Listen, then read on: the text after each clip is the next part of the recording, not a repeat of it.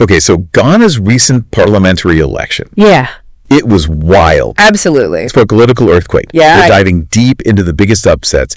And they were pretty much all wins for the NDC, the National Democratic Congress, and they took down some big names from the ruling party, the NPP. Yeah. The new Patriotic Party. It was a fascinating election. It was. Are you ready to kind of dig into all of this? Yeah, let's explore these aftershocks. Okay, let's start with the most shocking result, I think, for most people. Yeah. KT Hammond, this longtime NPP rep for Adansi Asokwa. Right. He lost his seat. Huge upset. He's been such a major figure in Ghanaian politics for so long, hasn't he? KT Hammond, yeah, he's a veteran. He's been around a long time. Yeah.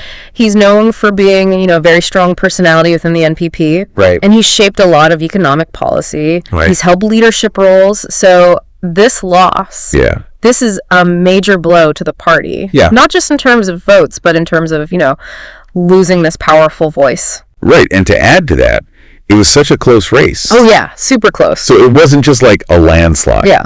It was like down to the wire. It was dramatic for sure. Yeah. So the NDC candidate, Godwin and Animli Dorgbadzi Dorani, right. He won by just 954 votes. Yeah, just a sliver. Out of, so many votes. So, about over 27,000 votes. Yeah, so 14,229 to Hammond's 13,275. Yeah, that's tight.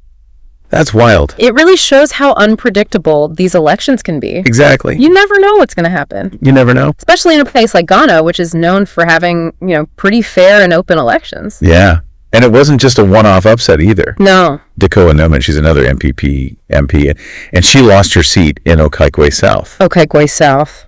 So what made that loss such a surprise? I mean, Okaikwei South has always been considered a safe seat for the NPP. Okay. So Newman's defeat wasn't really on anyone's radar. Right. I don't think many people were predicting that. Yeah. Which suggests that there's maybe a deeper shift happening with voters than we might have realized. And then there's Ablekuma West, where Ursula Owusu-Ekuful, another MPP heavyweight, yes, she lost to Reverend Kweku Addo from the NDC. Yeah. I mean, this race seemed really intense. It was definitely one to watch. Yeah. So what were the final numbers there? So Owusu-Ekuful, she got 26,575 votes. Okay. Which is a respectable number, but Addo, he pulled ahead with 31,866. Wow, okay. Yeah, and Ablekuma West, that's what's called a swing constituency. It's a place that's flipped back and forth between the NPP and the NDC, historically. Right. So these areas are always the most unpredictable. Right. And they often really do reflect the mood of the voters. Yes. So is that what we're seeing overall, like a nationwide swing towards the NDC? Maybe. I mean, because Iowasso Central also flipped. Right. Henry Corte, the MPP incumbent,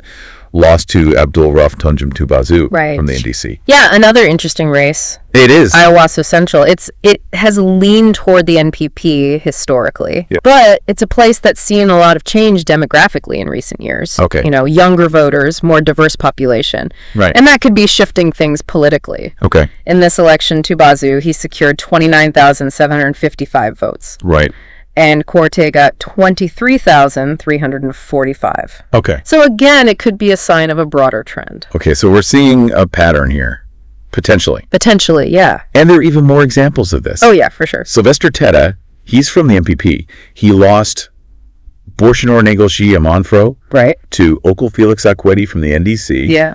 Akwedi won by a pretty significant margin there, 37,473 to 27,888. Yeah, that was a bigger gap than some of the others. Right, and then there's the nail biter in Dorma East. Oh yeah, Dorma East, that was down to the wire. Right, where Twimmarima from the NPP lost to Rachel Owusu from the NDC. And get this, she won by just 260 votes. Wow. The final count was 12,310 to 12,050. That's wild. I mean, every vote really did count in that race. Yeah, that's incredible. Incredible. So we have all of these individual races. Yeah. And they're all little pieces of a bigger puzzle. Exactly. Each one tells a story. Right. But when you look at them all together, you start to see a bigger picture emerge. Right. And in this case, the NDC's success suggests that they've tapped into something, some kind of current, some kind of feeling among the electorate. Right. Whether it's dissatisfaction or maybe a desire for change. So what do you think is behind this wave of NDC victories? Well, it's probably not just one thing. Yeah. It's likely a combination of factors. You've got economic anxieties, maybe some unfulfilled promises from the NPP. Okay. And that could be pushing voters to look for alternatives. Okay. To try something new. Right. The NDC also might have just run a really good campaign. Right. One that really connected with people. Yeah. Especially in those specific communities where they won those seats. So they were really strategic maybe in targeting their message. Yeah, exactly. It's so interesting how these elections can really reflect the hopes and the frustrations of the people. They're a snapshot of the national mood at a certain point in time. So what happens next? What do these results mean for the future of Ghana? Well, for one thing, people are going to be watching the NDC, their legislative agenda, very closely. Right. Are they going to push for, sweeping changes? Right. Or are they going to take a more cautious approach? Yeah.